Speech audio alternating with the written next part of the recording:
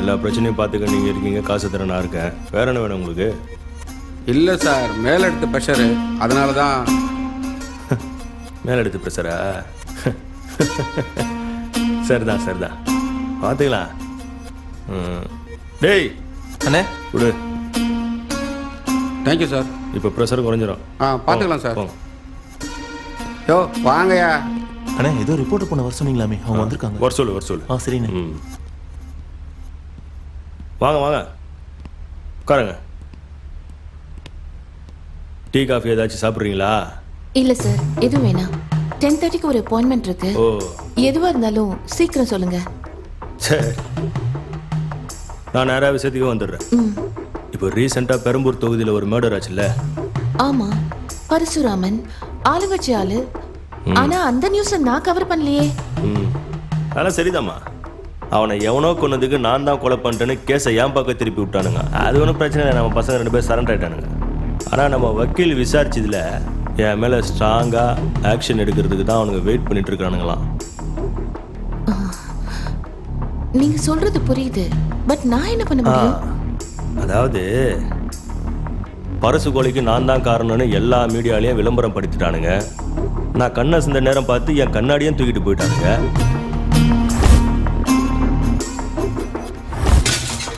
கேட்டா கொலைக்கு அதான் ஆதாரமா? நான் இல்லையே. ஆமாண்ணே. ஏய், இதுக்கு எதுக்குண்ணா? போலீஸ் கிட்ட சொல்லுங்க. அதுவும் வாஸ்தவம் தான், போலீஸ்கிட்டே சொல்லலாம் தான். ஆனால் அதிகாரம் அவன் கையில் இருக்க, அதான் கொஞ்சம் யோசிக்க வேண்டியதாக இருக்கு. கடைசி நேரத்தில் காலவாரி விட்டானுங்கன்னா சரி, அதை விடுங்க.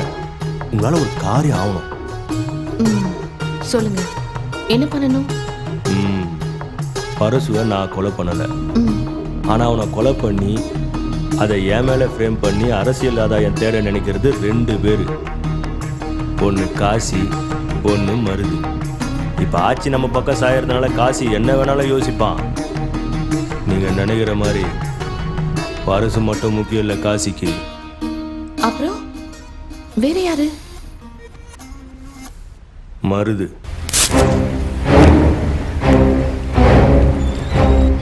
சிஎம் மருது. மருது தான் ஆர்கேக்கு எல்லாமே.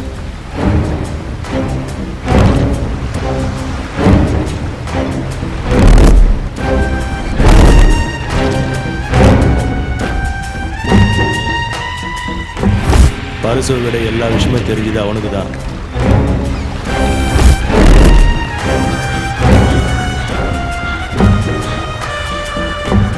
மொத்த சிட்டியை அவன் கண்ட்ரோலில் வச்சிருக்கான்.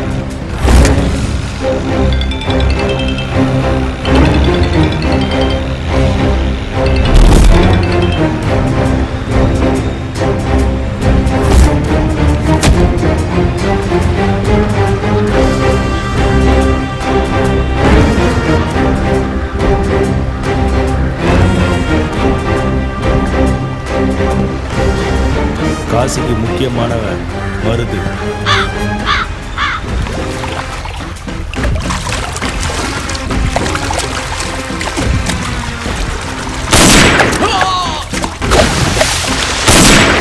இப்போ ரீசெண்டாக கொலை செய்யப்பட்ட பரசுவை ஏன் மருதுவை கூட கொலை பண்ணியிருக்கலாம்.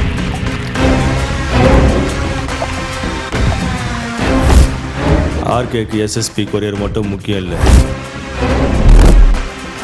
எஸ்எஸ்பி கொரியரை விட மருதுவை வச்சு பண்ணுற பிஸ்னஸ் தான் ரொம்ப முக்கியம்.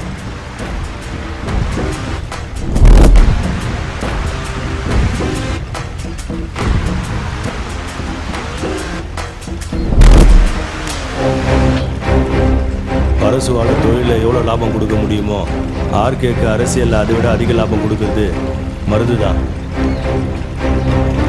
ஆர்கேக்காக மருது என்ன வேணாலும் பண்ணுவான். ஆளை தூக்குறதுலேருந்து சிலையை கடத்துற வரைக்கும்.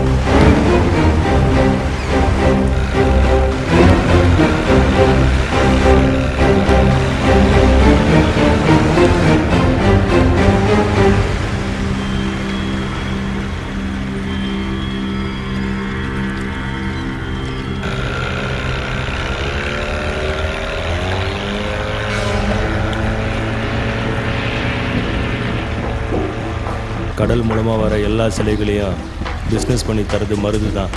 அதில் ஆர்கேக்கும் பெரிய பங்கு இருக்குது. கூட இருக்கிறவங்க யாராவது தப்பு தண்டா பண்ணாங்கன்னா அவங்க சொந்தக்காரனாக இருந்தால் கூட பார்க்க மாட்டான், கொன்று கடலில் வீசிடுவான்.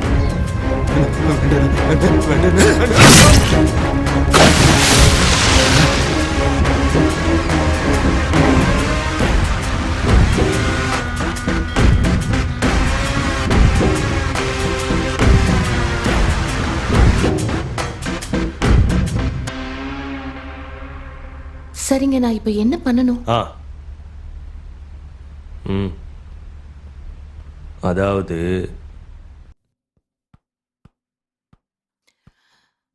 ஹலோ சிவா.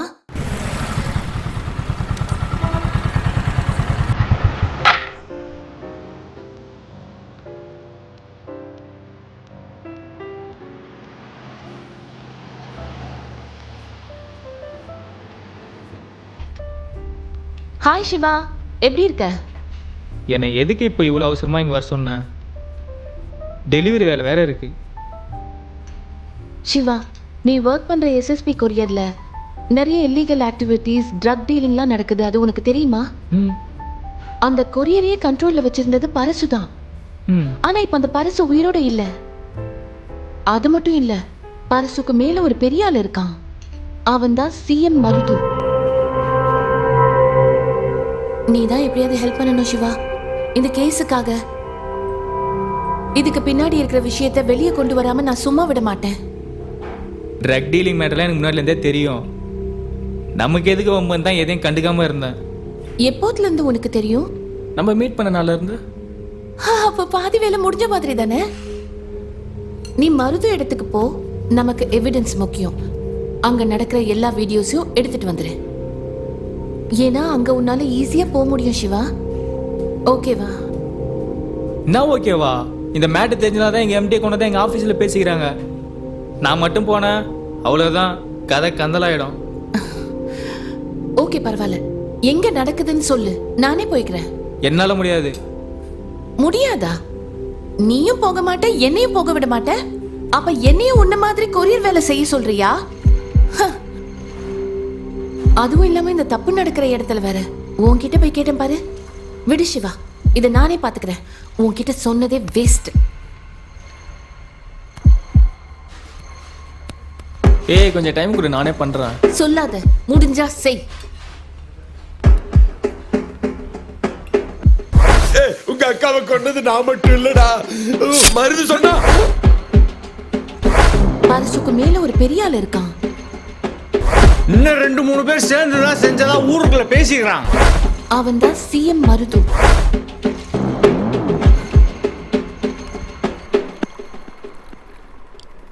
வாயா மருது. வணக்கம் காசி. உட்காரு.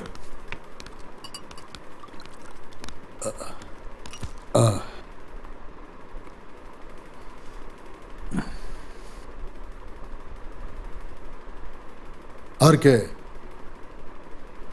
நம்ம பரசுவை கொன்னது யாருன்னு கண்டுபிடிச்சியா? யாரோ வரதன்னு ஒருத்தனாமே டிவியில எல்லாம் சொல்லிக்கிட்டு இருக்காங்க. வரதுண்ணா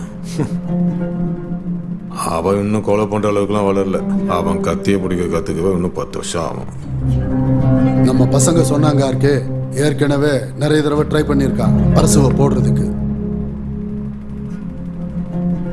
அவன் ட்ரை பண்ண மிஸ் தான். அவன் கத்தி எடுத்துக்கலாம் ஒன்றும் வளரல. அவன் பேச்சு மாதிரிலாம் எடுக்காதுண்ணே. பரசு விஷயத்துல இவ்வளவு கேர்லெஸ்ஸா இருக்கிறது எனக்கு சரியா படல ஆர்கே. ஏதோ தப்பா தெரியுது எனக்கு. அட, அவெல்லாம் எனக்கு ஒரு ஆளே இல்லைன்னு சொல்லிட்டு இருக்க. சும்மா சும்மா அவனை பத்தி பேசிக்கிட்டேன். வேணா அவன் மேல ஒரு ஆக்ஷன் எடுக்க சொல்றேன். அவன் தான் பொண்ணான்னு எனக்கு தெரிஞ்சது. இந்த காசி யாருன்னு அவனுக்கு காட்டுறேன். சொல்லாத, முதல்ல வேலையை பாரு. நான் வரேன் காசி. டேய் வாங்கடா.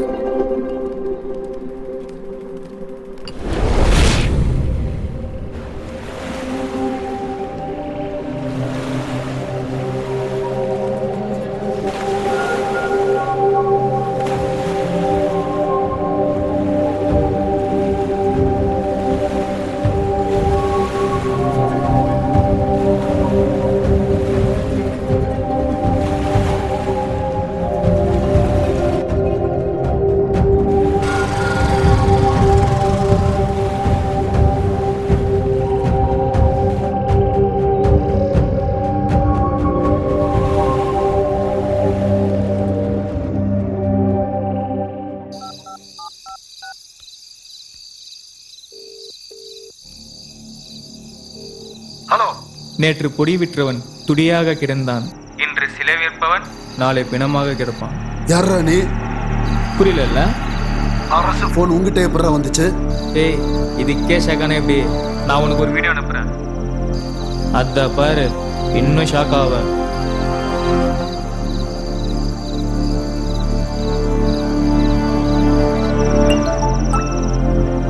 ஹலோ, இன்னுமா பாக்குறேன்? என்னடா வேணும் உனக்கு? பழிக்கு பழி.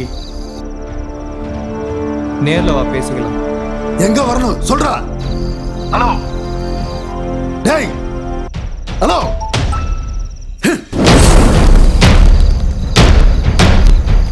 வாங்கடா.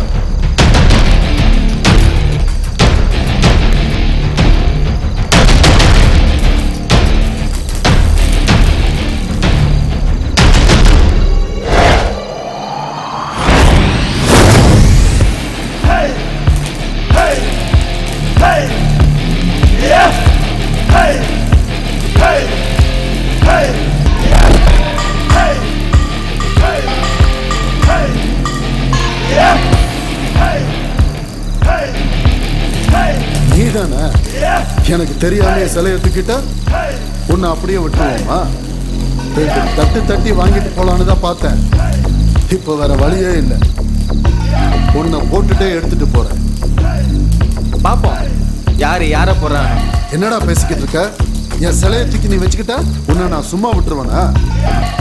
இப்ப பாரு, உங்க அக்காவை கொண்ட மாதிரி உன்னையும் கொல்ல போறேன்.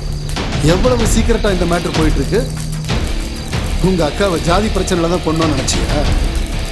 தேவையில்லாம மூக்க நுழைச்சா அதான் அவளை கொன்னேன்.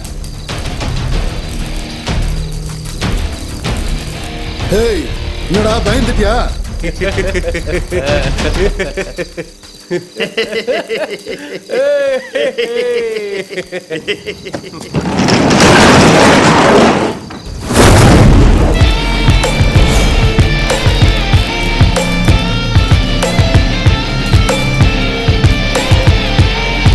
படுதலுங்கடா.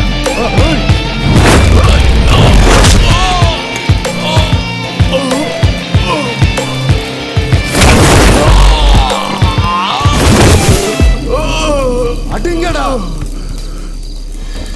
ஏய் ஏய்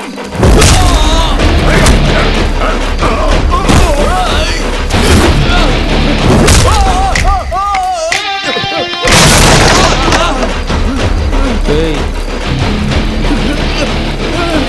ஓடுங்கடா அவனை.